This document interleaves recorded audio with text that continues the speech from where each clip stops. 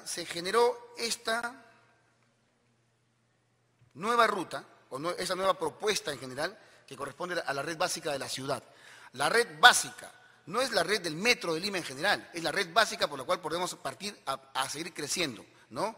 El mes pasado, el alcalde de Callao me estaba comentando de que sería ideal que, por ejemplo, la línea 4, ¿no?, que es la roja, que aparece allí, se puede extender hacia Ventanilla.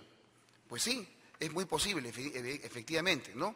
Eso hay que pensarlo bien, porque esto es básicamente la red básica y a partir de ahí podemos generar un conjunto de crecimiento de esta red para poder atender a muchos más limeños en toda su longitud, ¿no? Entonces, ¿qué hemos buscado nosotros? Básicamente dos cosas: las coincidencias del Plan Maestro de Transporte Urbano de la Ciudad de Lima y las coincidencias que ésta tenía a su vez con el estudio de la red que se hizo en el año 98. Porque si nos ponemos a retroceder mucho, ya llegamos al año 36 y se nos complica la cosa. Y en el Perú, señores, no nos pagan a funcionarios públicos como yo, por ejemplo, por hacer buenos estudios. Nos pagan por hacer buenas obras. Y eso es lo que estamos buscando básicamente. Y en el Perú, lamentablemente, se ha perdido mucho tiempo en estudios. Se pierde demasiado tiempo en hacer tantas elucubraciones y no plasmamos nunca ese estudio en una obra. Yo creo que si nos vamos un poco a ver la biblioteca del Ministerio de Transportes, encontraremos la red vial resuelta por completo, ¿no? Totalmente, pero a nivel de estudios. Si los pavimentos se fabricaran con papeles, seguramente toda la red vial estaría pavimentada por completo, ¿no? Pero no es así, lamentablemente. Entonces, lo que hemos hecho básicamente es plantear una red que sea factible de alcanzar. Y evidentemente en esta se incorpora la línea 1, digamos, como el inicio de toda esta red. ¿Cuáles son los beneficios por implementar la red en general? Prioriza el transporte público como sistema de movilización urbana, reduce el tiempo de viaje, reordena el transporte urbano dentro del área de influencia, reordena las unidades de transporte, ahorra combustibles fósiles, reduce los accidentes de tránsito, reduce la contaminación ambiental y evidentemente contribuye para que Lima sea un ambiente mucho más competitivo desde el punto de vista económico. Cuando esté lista la línea 1, por ejemplo, podemos pensar de que un trabajador en San Juan de Lurigancho podrá movilizarse hasta Villa El Salvador en aproximadamente 50 minutos, lo que actualmente lleva 4 horas y media. Un viaje de ida y vuelta entre San Juan de Lurigancho hasta Villa El Salvador lleva en este momento ida y vuelta, así como están las condiciones del tráfico, 9 horas. Es como irse de Lima a Trujillo, ¿no?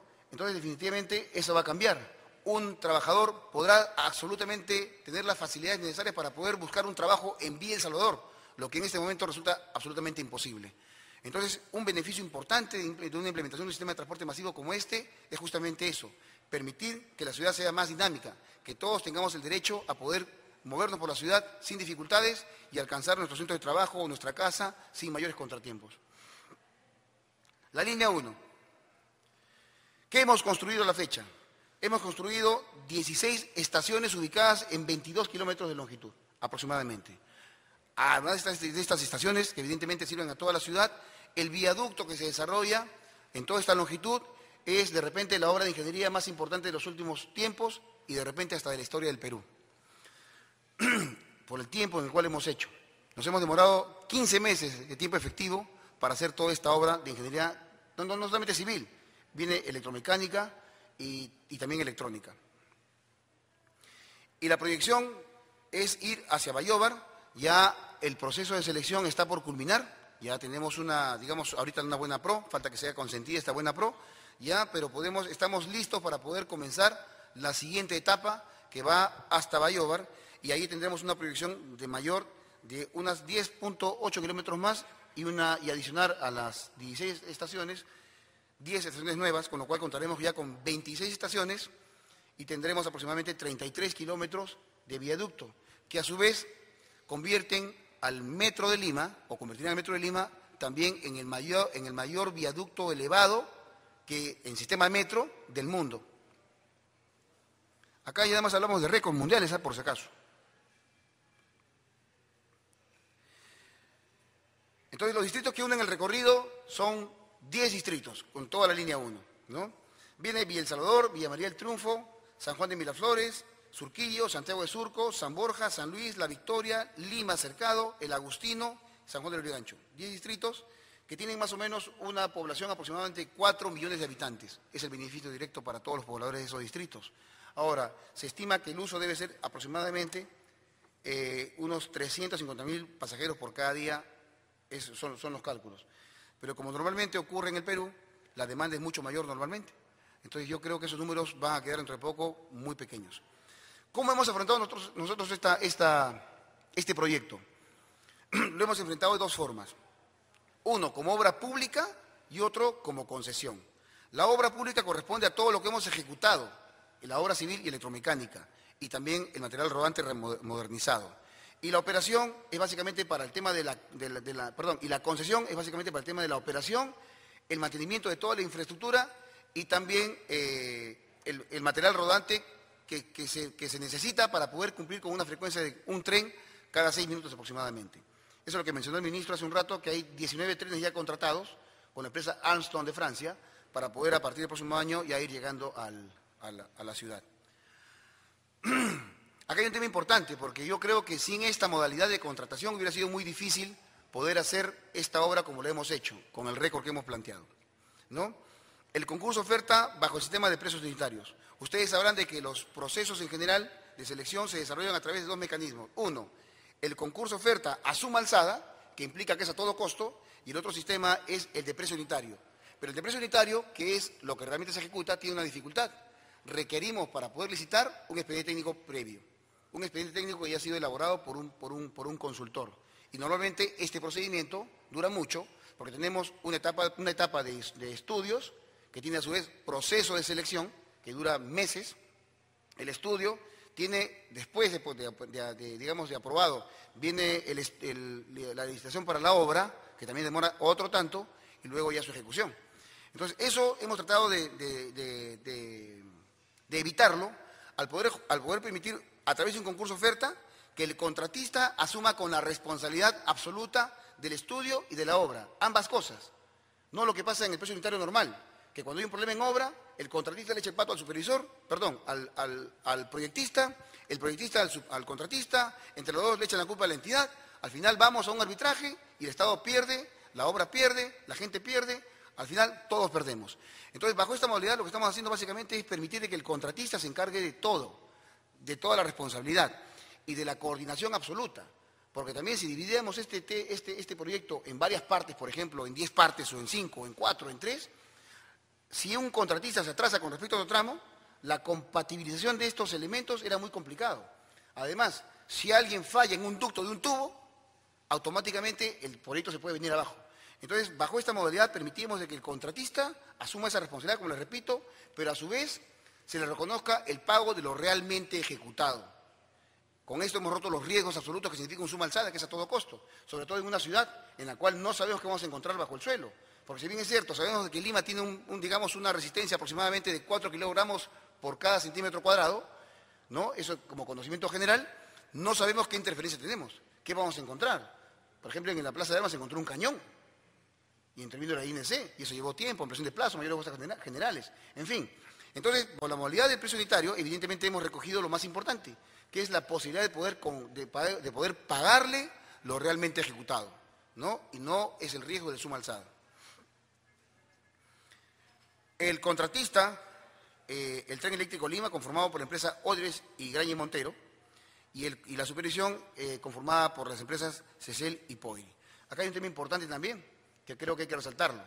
El monto del contrato, que fueron la convocatoria fueron $455 millones aproximadamente, permitía que quien participe en este proyecto tenga capacidad absoluta. Y no solamente una capacidad de querer participar, sino tuviera capacidad financiera, capacidad técnica, capacidad logística y un tema importante, capacidad moral. Porque la única forma en la cual esta empresa podía participar en este proceso era que su experiencia en el mundo demuestre que tiene nivel para poder llevar adelante un proyecto de esta envergadura, de esta inversión. Y en el mundo, para poder competir con estas condiciones, requerimos ISO 9000, ISO 18000, ISO 14000, OSHA 18000 y todos los estándares de calidad que se requieren para poder participar y garantizar una obra eficiente. Eso es lo que hemos logrado con este proyecto. Entonces, este tema lo he resaltado mucho, el tema de la contratación, porque es un mecanismo que tenemos que utilizarlo normalmente en grandes infraestructuras. Una gran infraestructura de la nación no puede ser sometida como si fuera una vereda, como si fuera la pista de un barrio. Tiene que tener estándares adecuados de competitividad para permitir que solamente empresas importantes puedan llegar a ella y garantizar su ejecución. Porque estamos ya cansados, muchos de nosotros, de ver que una obra empieza y no sabemos cuándo termina.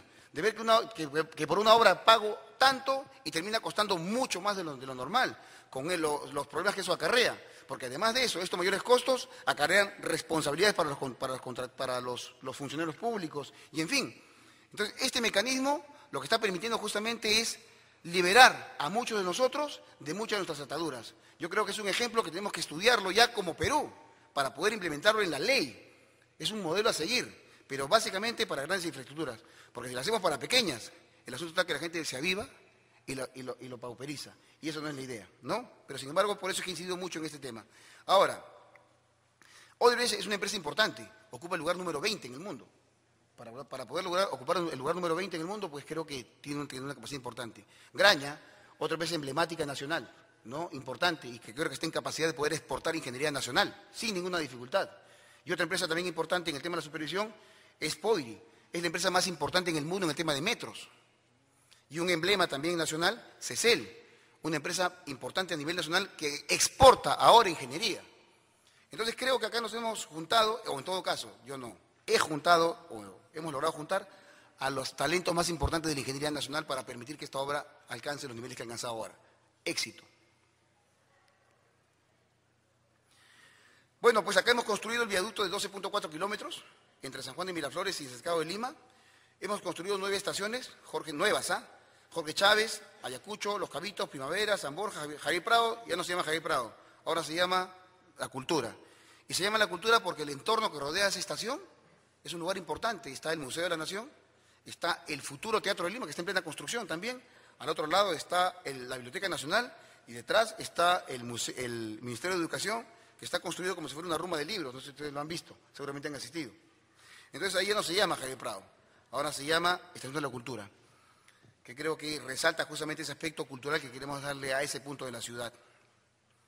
Bueno, también hemos reacondicionado y modernizado la estación de Villa El Salvador hasta Tocongo. Todas las estaciones han sido totalmente modernizadas, tanto así que cuentan inclusive con salvaescaleras que permiten el desplazamiento de personas discapacitadas o con necesidades por toda la estación sin ninguna dificultad. No tienen ni siquiera que bajar la escalera ni subirla. Hay un ascensor para eso que los lleva a la estación y en las escaleras ellos pueden desplazarse por los salvaescaleras, que son una especie de plataformas de montacargas que permiten bajar a las personas, ¿no?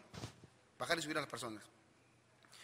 Y el reacondicionamiento y modernización del material rodante existente, que estamos justamente el día de hoy llegando a la avenida Javier Prado. Debe estar ya seguramente en este momento el tren en la avenida Javier Prado en este instante, trasladando un grupo de periodistas para que todos hagamos la certeza de que el sistema funciona. Y que evidentemente tenemos que resaltar ese hecho. ¿Cuándo íbamos a pensar que el tren iba a llegar a la avenida Javier Prado? Era muy difícil hasta hace unos años que esa cuestión suceda. No, hoy día sucede. Y les cuento también otro tema más. Cuando empezamos con el tren, hemos mantenido el mismo nombre, tren eléctrico. Porque este proyecto fue un proyecto que ha sido vilipendiado, ha sido olvidado. Ha sido un proyecto humilde, porque realmente ha sido humilde. Y partimos con ese nombre para que la gente lo identifique siempre, constantemente, que se llama tren eléctrico, porque todo el mundo sabía que era el tren eléctrico, lo veía como un elefante blanco constantemente. Y le hemos dado, creo que una reivindicación al proyecto. Pero más que una reivindicación al proyecto, le hemos reivindicado a la ciudad, a la confianza de la ciudad con la gestión pública, ¿no? Y ahora hemos pasado de hablar del tren eléctrico a hablar del metro de Lima. Definitivamente cuando la gente escuchaba que me iba a hacer cargo del proyecto, un poco que se reía, decía, ¿no? Pero sin embargo, en el transcurso de los días, la gente iba creyendo porque trabajábamos 24 horas al día, sábado, domingo, feriado. Era un compromiso importante para nosotros terminar esa cuestión porque de esa forma lo que podíamos hacer era permitir que la ciudad, en todo caso que el proyecto crezca, que no solamente abarquemos el tramo 1 de Villa El Salvador hasta la avenida Grau, sino que crezcamos hasta la línea 1 completa y podamos ahora pensar en el metro. Entonces, esto ya no es el tren eléctrico, esto es el metro de Lima.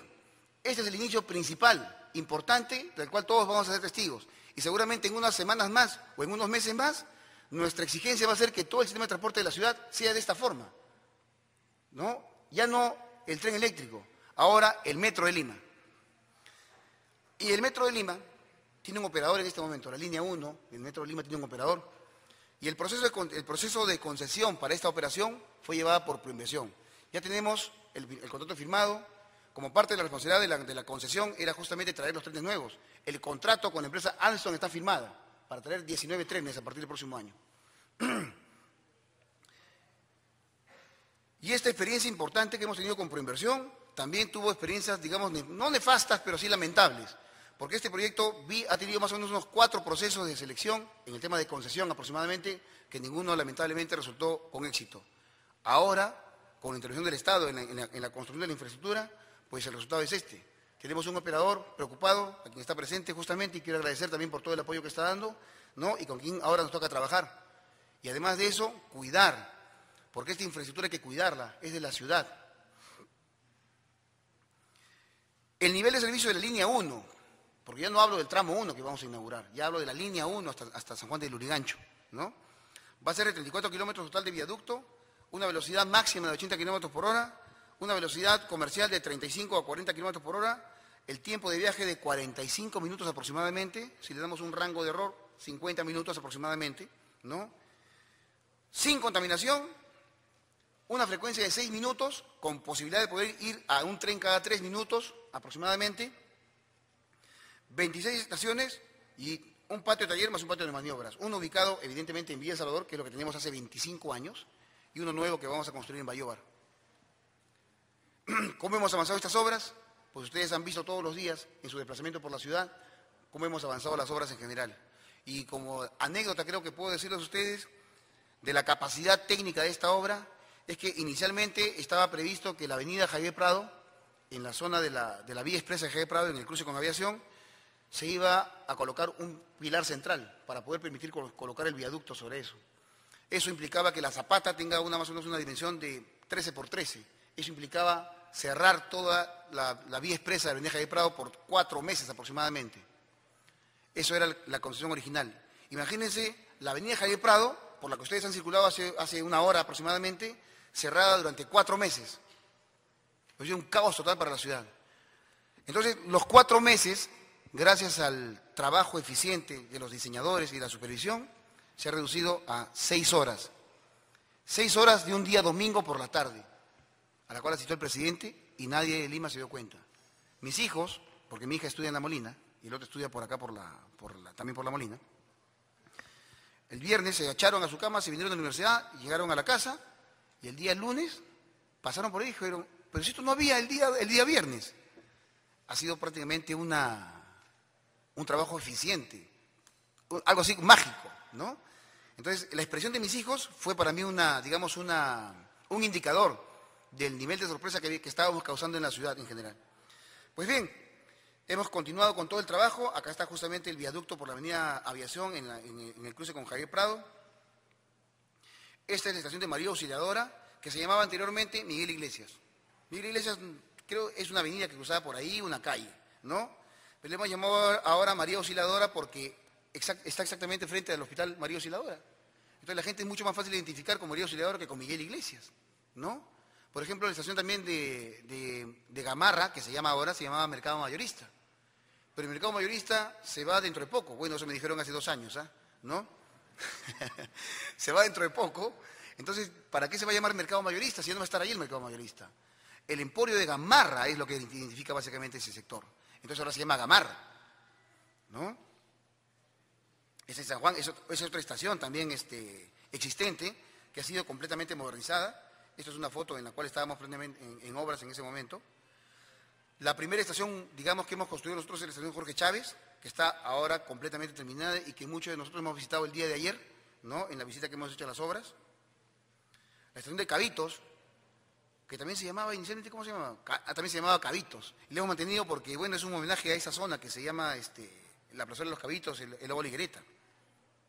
Acá está la cultura a la que les decía hace un rato, pues, ¿no? Cuyo entorno inmediato es justamente el Museo de la Nación, el futuro Museo de Lima, que va a ser una belleza espectacular, la Biblioteca Nacional, el Ministerio de Educación. La estación Grau, acá hay un tema particular porque si resolvíamos, esta es la estación más alta de todo el sistema. Y resulta que es la más alta, ¿por qué? Porque inicialmente habíamos previsto trabajarla en 2 niveles. Pero resulta que cuando entramos a la avenida Grau para poder construir las obras, durante la etapa digamos que hacíamos de detección de interferencias, encontramos que había un desagüe que era del año, no sé, 1800 y pico, ya era prácticamente un monumento nacional, que atravesaba toda la línea Javier Prado, había ductos de energía eléctrica de alta tensión, de baja tensión, de media tensión, de todo, ¿no? Además de eso, había también 1,5 millones de ratas al otro lado. En fin, entonces, si ocupábamos en 2 niveles, además la avenida Grau, ocupábamos toda la avenida y dejábamos un par de callejones a los costados laterales. Por la peligrosidad de la zona, evidentemente, si dejábamos una zona de esas características, hubiera significado un peligro para los usuarios. No del tren, de toda la vecindad en general. Dijimos, vamos a irnos a un parquecito. Había un parquecito que estaba más allá. El parque es la única área verde que tiene el centro de Lima en ese sector. O sea que si lo usábamos como una estación, simplemente estábamos muertos. Después dijimos, el cuartel Barbones, pero es monumento nacional también en algunos sectores. El tema es complicado. Entonces dijimos, no hay solución para el tema. No, sí hay solución. 3 niveles. Entonces, tenemos acá la estación Miguel Grau en 3 niveles y de repente constituye ahorita la estación más extensa, porque además de eso vincula el Metro de Lima con el COSAC también que está funcionando, ¿no? El material rodante que ha sido completamente recondicionado y que, como le decía hace un rato, está ya llegando dentro de unos instantes, o debe haber llegado ya seguramente aquí a la avenida Grau. Y esto se ha hecho a través de una tecnología innovadora, porque además de eso, el proceso de selección que hicimos estuvo pensado desde la ingeniería, no fue pensado por abogados, fue pensado por un ingeniero, ¿no? Para permitir que la oferta del contratista pueda incluir tecnología de última generación, que es el tema de prefabricados, ¿no? Y acá, esta muestra es el patio de prefabricados que teníamos acá en La Videna. Estas vigas, principalmente han sido fabricadas, tenían longitudes de 20 metros como mínimo hasta 35 metros, y circulaban por la noche en la ciudad, para no interrumpir el tráfico. La ubicación en La Videna fue estratégica, porque estaba al centro de la ciudad, o al centro de todo el eje del viaducto. Porque si hubiéramos usado, por ejemplo, hubiéramos tenido esta planta de prefabricados en Villa El Salvador, hubiéramos tenido que interrumpir toda la ciudad para poder desplazar las vigas. Teníamos 11 predios, pero más o menos unos 65 afectados, ¿no? Aproximadamente, ¿no? En este tema de las expropiaciones. Y les puedo comentar de que si bien es cierto, en un principio tuvimos ciertas dificultades con ellos, en un principio, porque evidentemente si yo entro y pretendo, digamos, expropiar a una persona, ella se va a defender, luego mi asesora jurídica, que es la doctora Patricia González, es madrina de la casa de uno de los trabajadores de los expropiados que está en otro lado, es madrina de promoción de una policía que también vivía en esa casa de expropiaciones.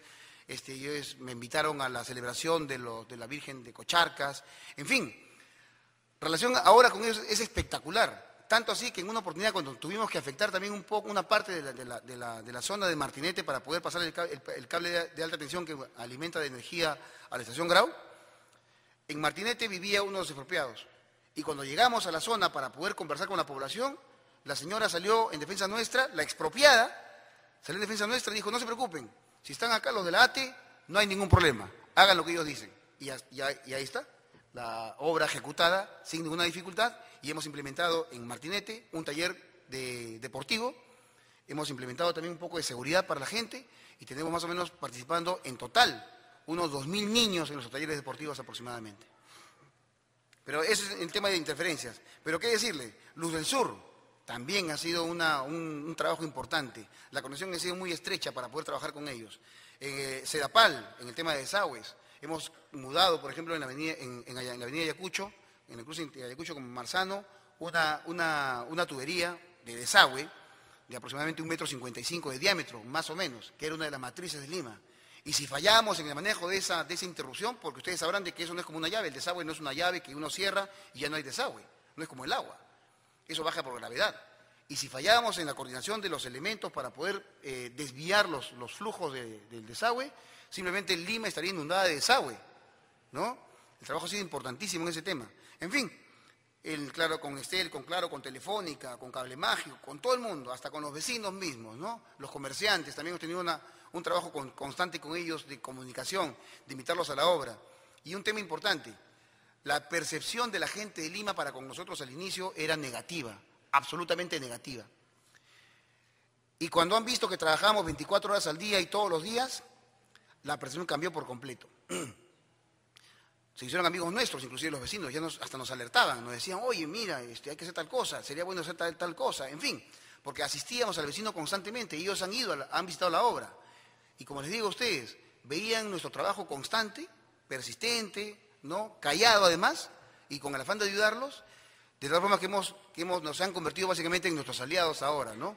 Y yo creo que las cosas, en general, hemos manejado también que para el segundo tramo auguro también que el comportamiento de los vecinos va a ser similar, porque han entendido que esta obra importante para Lima ha sido básicamente diseñada para respetarlos también, no solamente en la fase de la obra, de la operación del sistema, sino básicamente en la fase de la construcción, que es cuando más molestias ocasiona. Y bueno, y la comunicación, paneles informativos, centros de información, periódicos, notas, hasta ahora seguramente ustedes me habrán visto ya mucho en la televisión en los últimos días por algunas circunstancias particulares. Tanto aparezco en televisión que mi esposa me acaba de decir el día de la mañana, te ensartaste porque el día sábado te van a invitar en el Festival del Humor, creo que es, ¿no? Con Carlos Álvarez. Entonces, de repente aparezco por ahí, ¿no? Y también, bueno, pues, evidentemente este proyecto ha involucrado a muchos actores, a principalísimos actores como es nuestro presidente de la República, cuya gestión emblemática justamente está caracterizada por este proyecto, ¿no? Al ministro de Transportes, a quien ustedes acaban de ver hace un rato, que con ese entusiasmo, ese conocimiento, esa energía, esa vitalidad y ese empuje, ¿no? Lidera prácticamente este proyecto y hemos culminado de esta forma, ¿no? Congresistas de la República que también en algún momento determinado no creían que el proyecto se podía ejecutar en estos plazos, pues también ahora han visto que estamos siendo un proyecto exitoso. Los alcaldes, los vecinos y un tema importante que para mí siempre ha sido vital, las universidades, porque el futuro de la red ya no va a estar seguramente en mis manos, ni en las manos de otros ingenieros de repente de mi edad o mayores, va a estar en la mano de los muchachos que ustedes ven allí. Los futuros ejecutores de las obras del Metro de Lima están acá. Y este proyecto ha servido básicamente como una aula abierta para ellos. Nos han visitado cada sábado, cada miércoles, alumnos de diferentes universidades, de diferentes departamentos del país, para conocer in situ cómo se construye. Y cómo se construye no de manera artesanal, cómo se construye ahora de manera moderna, eficiente, con respeto al vecino, con respeto al entorno en general. Entonces, esto es ingeniería moderna. Y a esto han asistido justamente los alumnos y lo han celebrado. Yo creo que esta aula hay que mantenerla constante, hay que repetirla, y los que somos profesores aquí posiblemente podamos llevar a las aulas también para poder exponer estas cosas. Pero no solamente civiles, es un tema electromecánico, es un tema legal, es un tema sociológico. O sea, en este proyecto se ha juntado un conjunto de disciplinas que no solamente es ingeniería, no abarcamos solamente ingeniería, abarcamos un conjunto de conocimientos, ¿no?, que tienen que ver con la relación social con la población. Y el tramo 2, pues ya ha sido dada la buena pro y hemos firmado contrato con el mismo consorcio. Y acá hay un tema importante que quiero resaltar, ¿no? Porque en el Perú hemos cultivado mucho la cultura de la sospecha.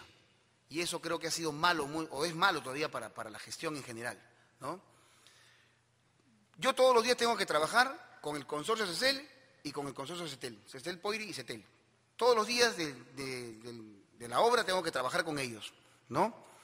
Y posiblemente en mis reuniones constantes, si yo llevaba adelante como ATE la licitación y el concurso correspondiente, por esa relación que tengo constantemente con ellos de todos los días, alguien podía pensar de que había algún entuerto, alguna cosa. Entonces, para que esa cuestión se resuelva, dijimos no, olvídense del tema. Que sea Provías Nacional quien se encargue de ese asunto, para que Provías, como ente independiente, se encargue del tema y ATE, como unidad ejecutora del proyecto, se encargue de culminar el proyecto como corresponde, al costo, al plazo, al tiempo, en fin, como estamos trabajando, y que nadie venga a entrar en sospechas. Y eso es lo que hemos hecho. Ahí está, Provías Nacional ya dio la buena pro. Tanto así que ha permitido que ahora firmemos contrato con el consorcio y tengamos ya en proceso de buena pro la buena pro para la obra. Pero no solamente eso, como ya hemos generado una corriente importante en el tema del proyecto del Metro de Lima, ¿no?, lo que estamos haciendo actualmente es el estudio básico para la línea 2, entre Ate y Callao. La línea 2 que viene desde Ate, justamente, Ate Vitarte, a la altura de la Municipalidad de Ate, y se desplaza y se va hasta el puerto de Callao a la altura de un óvalo que se llama Garibaldi. Tiene una longitud más o menos de 27 kilómetros y se estima más o menos también 25 estaciones. Y recorre en toda su longitud aproximadamente unos 12 distritos.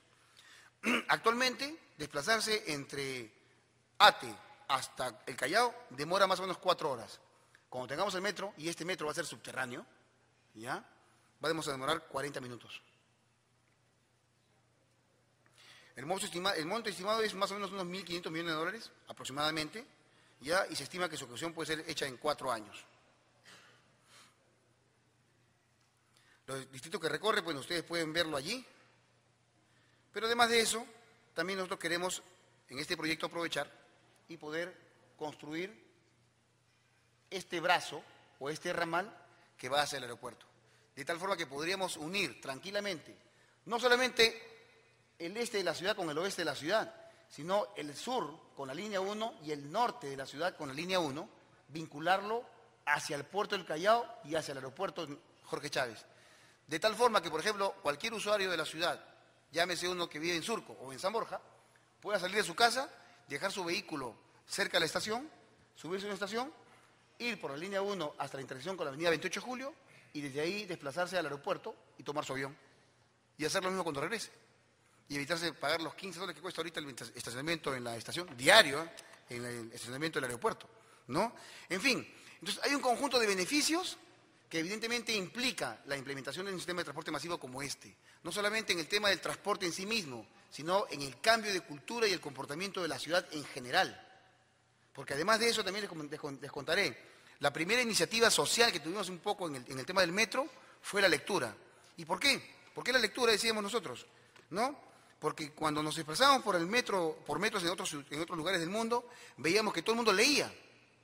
Todo el mundo lee en el metro, en Madrid, en Nueva York, en Chile, en fin, toda la gente lee en el metro. ¿Y por qué la gente lee tanto en los metros? ¿Será que son muy cultos? No, hay una ventaja con respecto al transporte público al transporte público actual de la ciudad, ¿no? Que son los micros. En los micros la vibración va así, por la pista, no puede leer. Y cuando frena, se va así, y cuando acelera, se viene así. En fin, hay un conjunto de incomodidades para la lectura, lo que no pasa en el metro, porque todo está medido. La superficie por la cual se desplaza el metro permite una vibración mínima, prácticamente imperceptible, lo cual permite que además uno puede escribir en el metro. Y no solamente eso, escribir, sino leer. Entonces lo primero que hicimos como parte del tema del metro fue una pequeña separador de página, para indicarle el metro no solamente es transporte, también es cultura. Bueno, y la población beneficiada en esta futura línea 1 serán más o menos unos 2 millones y medio de habitantes, que unidos a los 3 o 4 millones de habitantes de la línea 1, tendremos en total más o menos la mitad de la población de Lima beneficiada. Y esa es una característica más o menos del viaducto en subterráneo, que podrá ser más o menos en el tramo entre, esta es trinchera cubierta, ¿no? En la zona del Callao, por ejemplo, que tiene la napa freática muy alta, podría ser de esta forma. Esto es un subterráneo que podría ser el tramo del centro de Lima principalmente.